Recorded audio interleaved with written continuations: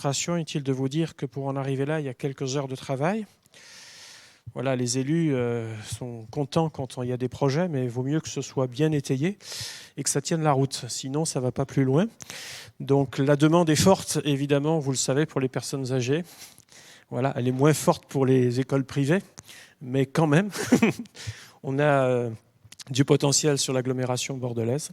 Et si vous voulez bien, eh bien, on va prier le Seigneur, tout simplement parce que nous nous confions en lui, et tout simplement en lui. Les terrains, vous et moi, on ne peut pas les inventer, mais s'il y en a un, on sait qu'il peut mettre son droit dessus. Alors on veut prier le Seigneur. Merci Seigneur parce que tu nous appelles les uns les autres à faire ce que nous avons à faire et ensuite le surnaturel t'appartient. Et ça a toujours été notre démarche, Seigneur. Je te remercie pour toutes les compétences qui ont été réunies pour travailler et travailler sérieusement pour tout l'ensemble de ces projets. Mais je veux maintenant, et nous voulons maintenant te prier que ta divine main, Seigneur, soit présente, parce que toi seul peux ouvrir une porte que nul ne peut refermer. C'est la raison pour laquelle nous invoquons ton nom ce matin. Et nous savons que ton temps sera le bon temps, Seigneur. Et nous voulons le respecter. Nous te bénissons, Seigneur, d'avance. Et nous te remercions, Seigneur, pour qui tu es et pour tout ce que tu as accompli. Amen. Amen. Que Dieu soit loué. Ce matin, le thème, c'est « Écoutons-le ». Et on va faire la lecture d'un simple verset qui se trouve bien sûr dans la Bible, Matthieu chapitre 17, verset 5, mais dans le contexte où Jésus a emmené 3 de ses disciples sur la montagne qu'on a appelée la montagne de la transfiguration. Voilà, ça vous rappelle quelque chose ? Pierre, Jacques et Jean sont du voyage, et Matthieu 17, 5 nous dit ceci : « Comme il parlait encore, une nuée lumineuse les couvrit, et voici une voix fit entendre de la nuée ces paroles : celui-ci est mon fils bien-aimé en qui j'ai mis toute mon affection. Et c'est écrit ensuite, écoutez-le. Et lorsque ce même passage est relaté dans l'évangile de Marc ou l'évangile de Luc, avec quelques précisions particulières, vous savez, c'est comme les paraboles ou certaines histoires relatées de la Bible, où parfois on a un angle un petit peu différent, mais ce qui revient à chaque fois, c'est écoutez-le. Matthieu, Marc ou Luc conclura ce moment-là par écoutez-le systématiquement. Vous savez que ces dernières années, beaucoup de professions ont insisté sur l'importance de l'écoute. Peut-être vous y avez été sensibilisé vous-même dans le domaine social, dans le domaine médical, ou bien tous les métiers d'aide à la personne d'une façon générale, on nous a pas mal rappelé l'importance de l'écoute. Et vous le savez comme moi qu'il n'y a rien de plus frustrant que de se retrouver devant un interlocuteur qui semble totalement ignorer ce que vous dites. Vous parlez à quelqu'un, mais c'est comme si la personne était ailleurs, ou alors dans sa réponse, ou dans même sa posture, vous comprenez que vous parlez en l'air. Ça vous est arrivé fort certainement, ça m'est arrivé aussi. Ce sont des moments pas très agréables, n'est-ce pas ? Dans la Bible, on a un des amis, entre guillemets, de Job, qui s'appelle Élihu, qui à un moment donné dit à Job « Sois attentif, Job, écoute-moi, tais-toi et je parlerai. » Alors lui, c'est le champion du monde. Hein. C'est vraiment le champion du monde. Parce que celui qui était en souffrance, à ce qu'on peut comprendre quand même dans ce livre, c'est quand même Job.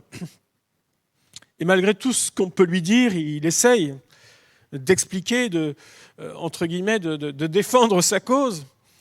Et il semble que ses interlocuteurs, bien que tout leur raisonnement ne soit pas idiot en soi, bien entendu, mais sont totalement à côté de ce qu'il est en train de réaliser. Et en plus de ça, c'est comme s'ils écoutent, Job, c'est bon, tu nous as décrit ta... Mais bon, moi j'ai un truc à te dire, il faut absolument que je te le casse, quoi.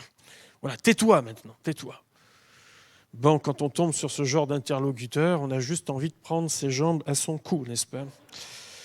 On est aujourd'hui saturé d'informations et pourtant beaucoup de personnes ne savent même plus à qui parler, se confier.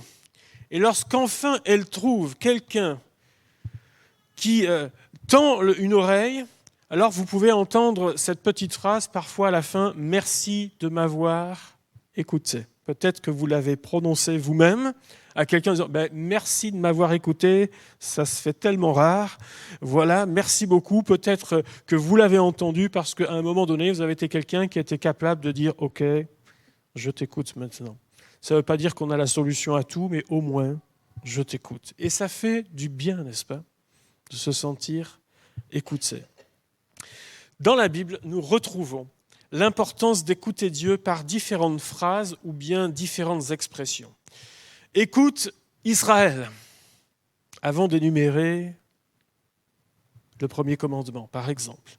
Dans le livre des Proverbes, en relation avec l'éducation, nous retrouvons l'importance de l'écoute. Et ça, c'est le rêve des parents, n'est-ce pas ? De se dire que les enfants ont écouté ce que les parents ont dit. Bon, parfois c'est qu'un rêve, d'autres fois ça fonctionne un peu quand même.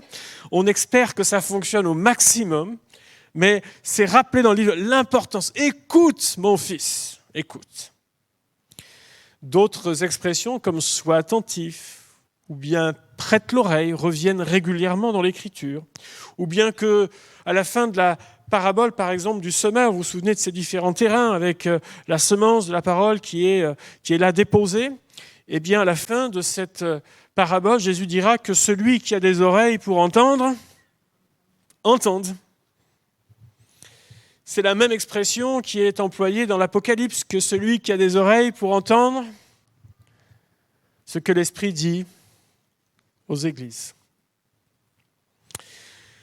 Mais nous avons aussi également l'inverse dans l'Écriture, le refus catégorique d'écouter Dieu. Vous avez par exemple Ézéchiel, le prophète Ézéchiel, qui a été envoyé par Dieu. Et alors lui, Dieu va l'avertir tout de suite.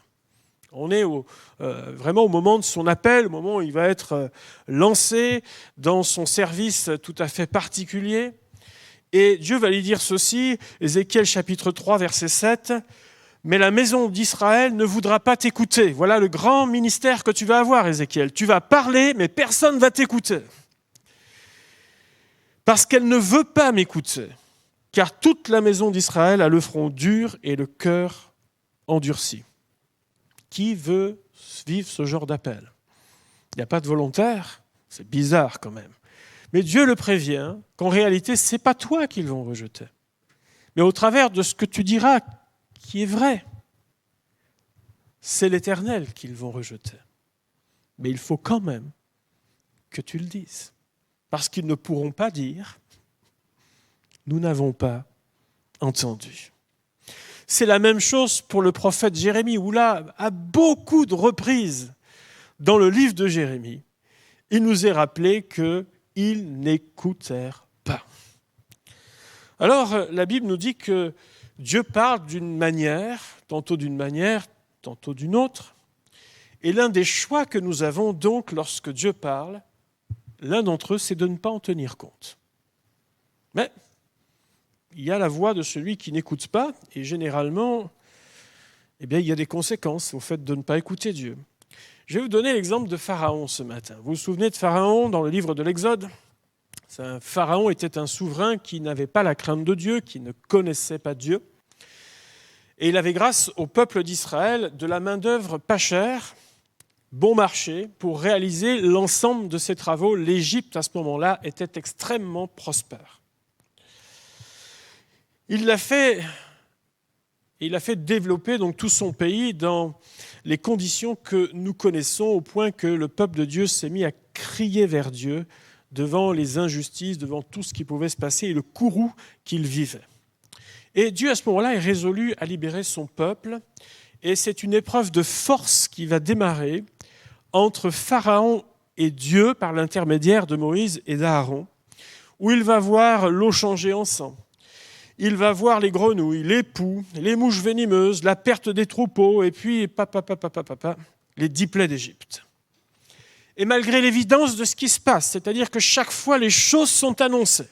Ce n'est pas comme si rien n'était dit d'avant. Les choses sont annoncées, elles sont dites et elles se réalisent exactement comme elles sont dites. Et pourtant, Pharaon continue à essayer de négocier en disant « Bon, vous y allez, mais pas tout le monde. » Ou alors « Ne vous éloignez pas trop. » Il essaye de négocier sans arrêt, ou alors il le fait par un refus catégorique, de façon à ne pas perdre la face. Il ne veut ni perdre la maîtrise de la situation, ni perdre la face, certainement par orgueil.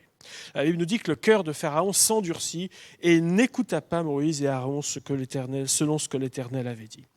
Et les conséquences, à la fois pour lui, mais également l'ensemble du pays, ont été désastreuses.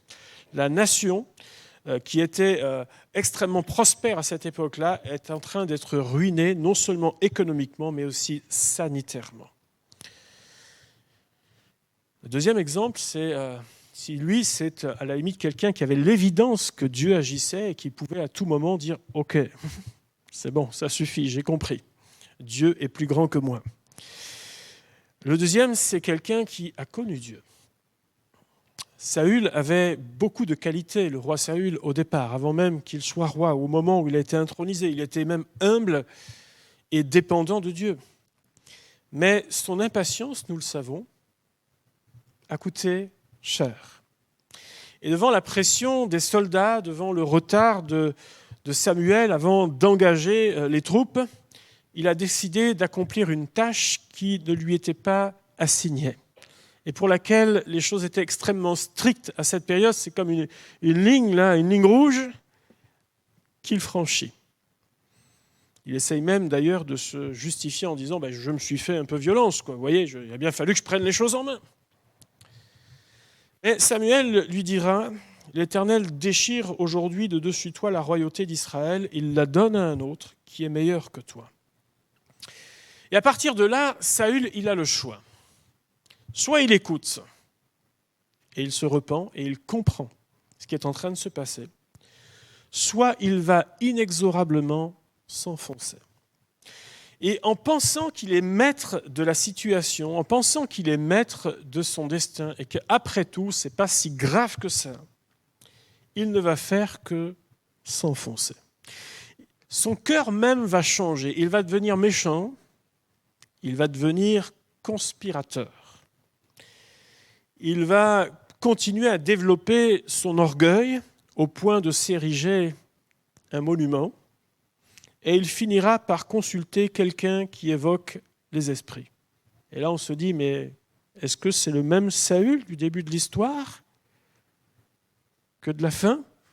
Est-ce que c'est bien la même personne? Celui qui craignait Dieu, celui qui pensait même ne pas être à la hauteur de la tâche qui lui était assignée, qui a même bien fait le travail pendant tout un temps? Est-ce que c'est la même personne? Juste parce que à un moment donné, il a choisi de ne pas écouter. Et à partir de là, il y a eu comme une rupture dans sa vie. Et ça n'a fait que de dégringoler de plus en plus bas concernant sa vie. Il est devenu tout l'inverse de ce qu'il était, parce qu'il n'a pas su réagir quand Dieu lui a parlé par la bouche de Samuel. Voyez-vous ? Le souci est qu'ils ne voulaient faire, tous ces gens-là, que ce qu'ils voulaient, exécuter leur propre volonté sans tenir compte de ce que Dieu dit. La Bible appelle cela comment? C'est le comportement de ce qu'on appelle de l'homme charnel, de celui qui est dirigé par ses sens, ses sentiments du moment, celui qui est dirigé par sa propre pensée, qui est voué à cela. Mais l'enfant de Dieu, au contraire, il apprend à écouter la voix du Seigneur. Il apprend à savoir dire, écoute Emmanuel, tais-toi un peu, parce que tes pensées ne sont pas les pensées de Dieu. Prends la pensée de Dieu parce que ça ira beaucoup mieux. Alors, à l'inverse, la Bible nous invite au contraire à ne pas suivre ce genre de voie, mais plutôt à être attentif à ce que Dieu dit. Vous savez ce que dit Romains 10, 17, ainsi la foi vient de ce qu'on... Ben oui, et ce qu'on entend vient la parole de Dieu. Notre propre foi est développée, elle est alimentée, elle se développe simplement au contact de l'Écriture, dans cette semence qui est plantée dans notre cœur, à laquelle nous prenons attention. Tout ce qui vient d'en haut, tout ce qui vient, entre guillemets, de la bouche de Dieu, tout ce qui vient de l'Écriture. Lorsque Jésus a exercé son propre ministère terrestre, il y a des moments où il nous est dit que la foule se pressait autour de lui pour entendre les paroles qu'il avait à prononcer. Il y avait cette soif. Il y avait une grande attention, une soif spirituelle. Et dans d'autres moments, vous savez très bien qu'on n'a pas voulu écouter Jésus. On a voulu contester ce qu'il disait. On a voulu même chercher à le piéger. Mais il y a des vrais moments, sans que même ça a été programmé. Il y a même eu, on va dire, des rencontres spontanées. Parce que les gens savaient que Jésus était dans le coin et ils voulaient absolument entendre quelque chose qui vient de lui. Parce que leur cœur le réclamait. Parce que leur vie le réclamait, parce qu'ils savaient que les paroles qui sortaient de sa bouche, elles étaient la vie pour leur âme. Alors c'est la raison pour laquelle ils venaient, ils se pressaient, ils suspendaient même leurs activités pour pouvoir se retrouver un moment, un instant avec Jésus. Vous savez ce que le sacrificateur Élie a dit à Samuel lorsqu'il était tout jeune enfant et qu'il ne comprenait pas qu'il était appelé en pleine nuit. Il ne savait pas, il n'était pas encore habitué à la voix de Dieu.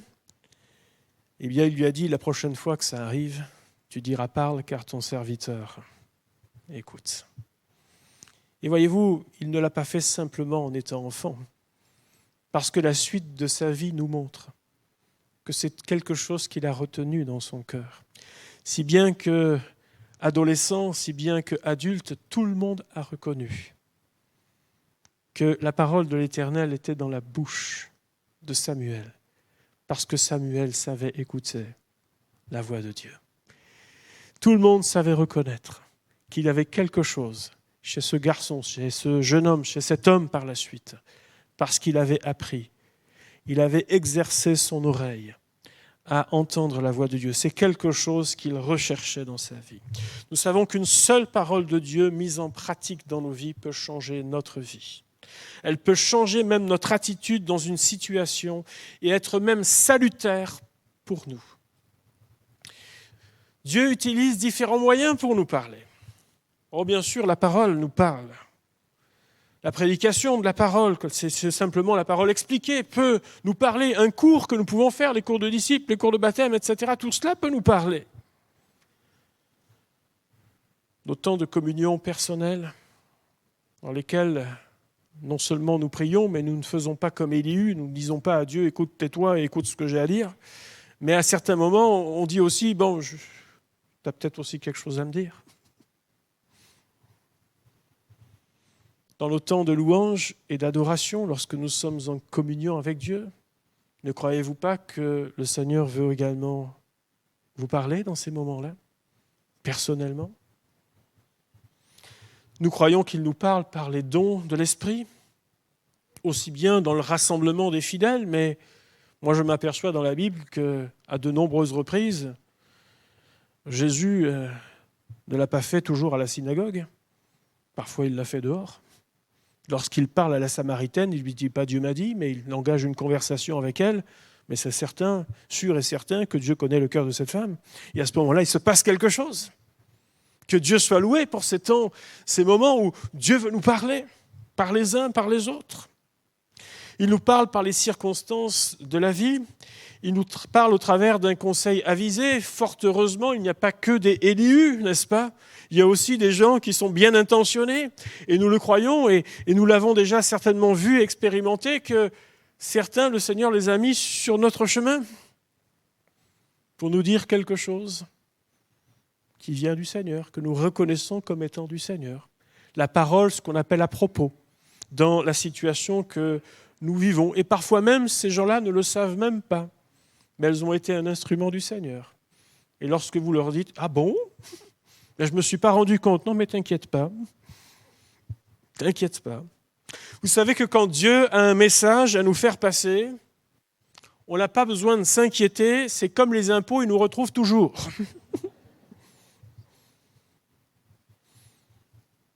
C'est bizarre, hein, pour un tas de choses, il faut justifier d'où on habite, envoyer des papiers, des papiers, des papiers, mais alors pour les impôts, ça arrive toujours. Vous pouvez déménager, ils vous retrouvent. Oui, avec Dieu, les choses arriveront dans la bonne boîte aux lettres, au moment opportun, au bon moment. Et si nous n'avons pas compris d'une manière, rassurez-vous, le Seigneur n'est pas à court de moyens. Et encore une fois, si nous n'avons pas saisi d'une façon, Dieu fera en sorte que nous le comprenions d'une autre façon. Et à un moment donné, on se dira, mais tiens, ça fait quand même 2-3 fois que tu essayes de me faire passer un message. À un moment donné, il faut peut-être que je comprenne. Je dis, bon, c'est peut-être pas toujours pour le voisin, c'est peut-être pas toujours pour l'autre, c'était peut-être pas juste comme ça une petite parole d'exhortation. Non, c'est vraiment quelque chose que j'ai besoin de considérer en ce moment, parce que tu me parles, Seigneur. Le problème qu'on rencontre souvent, c'est que l'on a envie d'entendre uniquement ce qui va dans notre sens ou ce qui va dans notre pensée. Vis tes rêves. Développe ton potentiel à max. Tu es un héros de la foi. Oh tu es plus que vainqueur en Jésus. Oh, et là, on fait monter la mayonnaise. Hein. Bien sûr que c'est d'excellentes choses. Mais quand le Seigneur veut nous dire, il y a quelques fissures dans ta vie, il y a quelques blessures aussi dans ta vie qu'il faut guérir ou bien des fissures qu'il faut colmater, est-ce qu'on entend avec autant d'enthousiasme ce message ? Lorsqu'il veut mettre le doigt sur une attitude dans notre vie qui ne l'honore pas, est-ce qu'on veut bien l'écouter aussi ? Lorsqu'il veut nous avertir d'un danger potentiel, est-ce qu'on veut bien tendre l'oreille aussi ? Lorsqu'il veut nous apprendre la patience et la persévérance, mais Seigneur, je pensais que j'avais quand même appris déjà quelques leçons. Est-ce qu'on veut bien aussi entendre tout ça ? Mais là, d'un seul coup, on est plus nuancé, vous voyez ? Ah, c'est peut-être pas ce que j'ai vraiment besoin en ce moment. Je veux plus qu'on m'encourage. Oui, bien sûr que Dieu veut nous encourager. Dieu veut nous fortifier. Mais il y a des moments, vous savez, qui va se faire opérer par plaisir ici ? Il y a quelqu'un qui y va par plaisir ? Qui dit, tiens, j'ai 15 jours de vacances, ce serait quand même bien qu'on m'ouvre et qu'on fasse quelque chose là. Non, parce qu'après, je ne pourrais pas. Mais qui a envie de ça ? Bon, il faudrait commencer à avoir perdu un bout de la raison. Mais pourquoi on y va ? Dites-moi, pourquoi on y va ? Parce qu'il y a quelqu'un qui, à un moment donné, a demandé un certain nombre d'analyses, de choses, qui vous met les choses en face, qui a étudié et qui vous dit, ben voilà ce qui se passe dans votre corps, vous avez le choix. Soit vous restez comme vous êtes, et il peut y avoir jusqu'à un risque vital, ou alors vous allez souffrir toute votre vie, etc., etc. Ça ne fera que de se délabrer. Ou alors on fait quelque chose. Vous pouvez lui dire au revoir, merci beaucoup.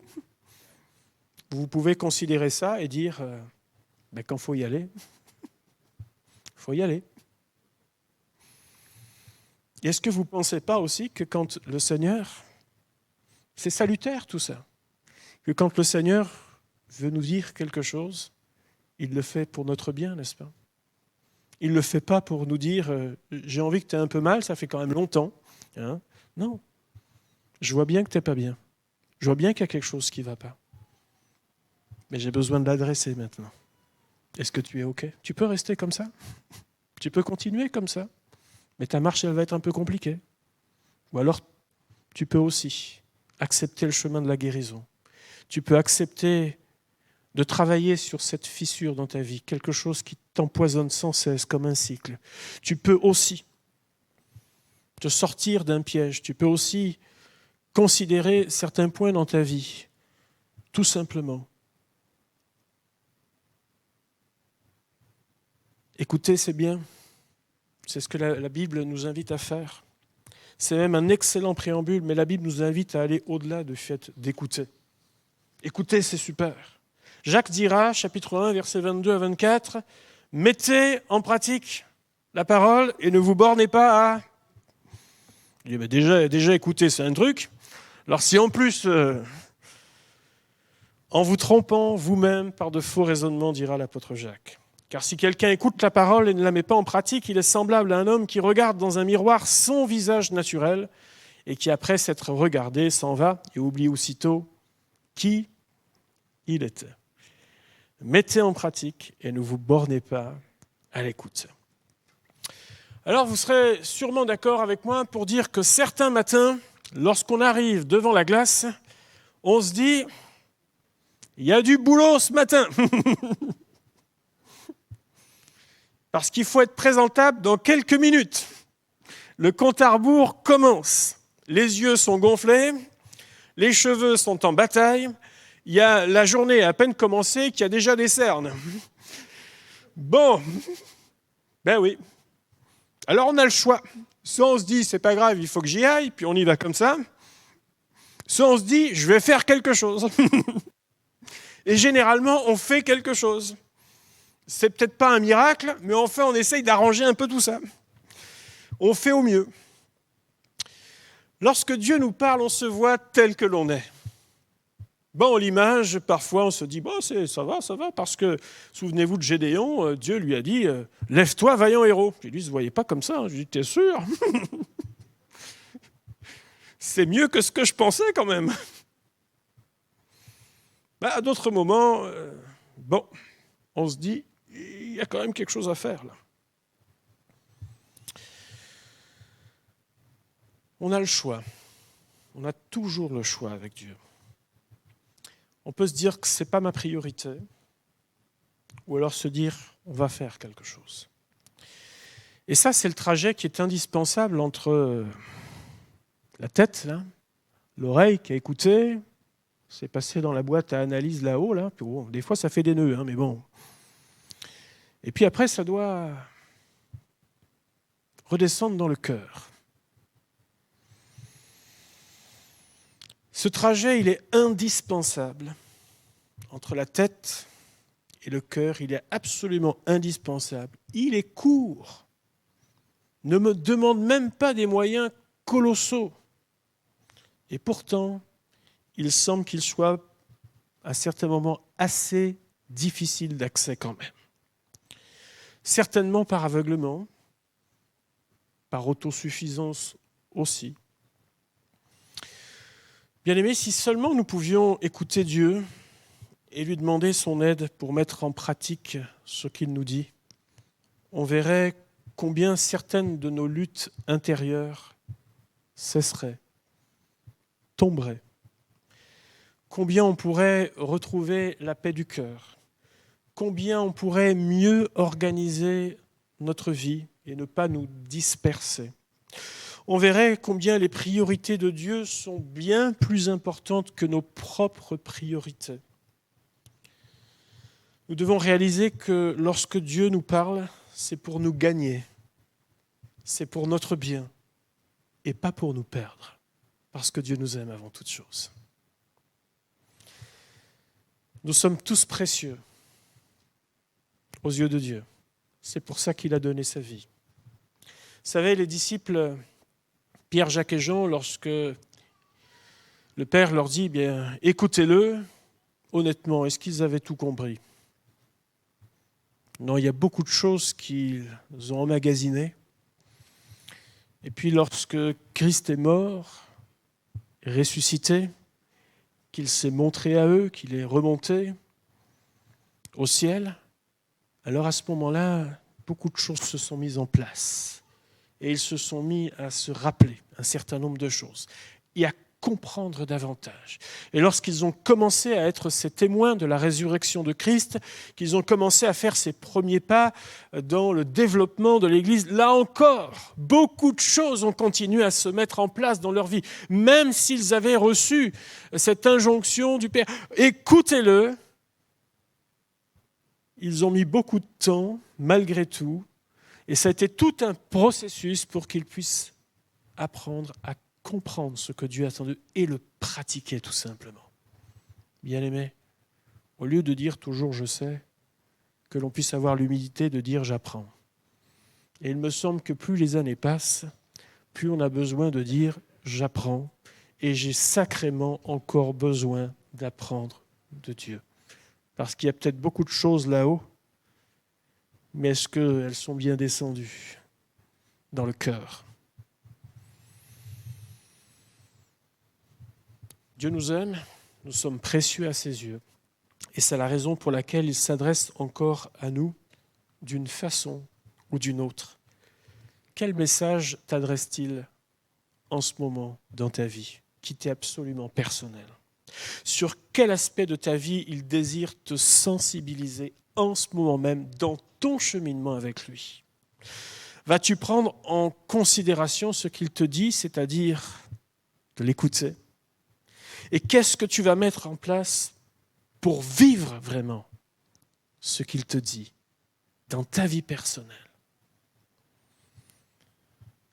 Les disciples ont entendu cette parole, « Celui-ci est mon Fils bien-aimé en qui j'ai mis toute mon affection. Écoutez-le. » Alors écoutons-le encore ce matin, que notre oreille se développe encore pour mieux entendre la voix de Dieu et l'expérimenter concrètement dans notre vie. Nous ne voulons pas faire partie de ce peuple qui, dans l'histoire et dans toute la Bible, au cou raide, les oreilles fermées, à dire on fait ce qu'on veut, comme on veut, mais de dire Seigneur, on considère qui tu es. Et on veut encore être de ce peuple, de ces enfants qui tendent l'oreille, Seigneur, vers toi. Et qui disent Seigneur, parle parce que tes serviteurs, tes servantes, écoute Seigneur.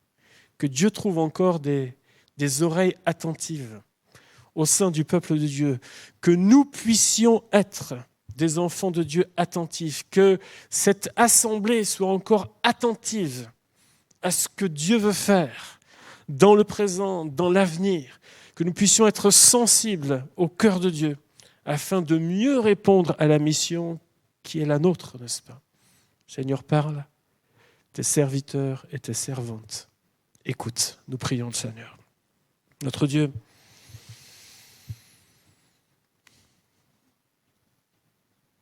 nous voulons encore considérer ce matin ce message qui revient aussi bien dans l'Ancien Testament que dans le Nouveau Testament de façon régulière, l'importance de t'écouter. Seigneur, je te prie que tu trouves en nous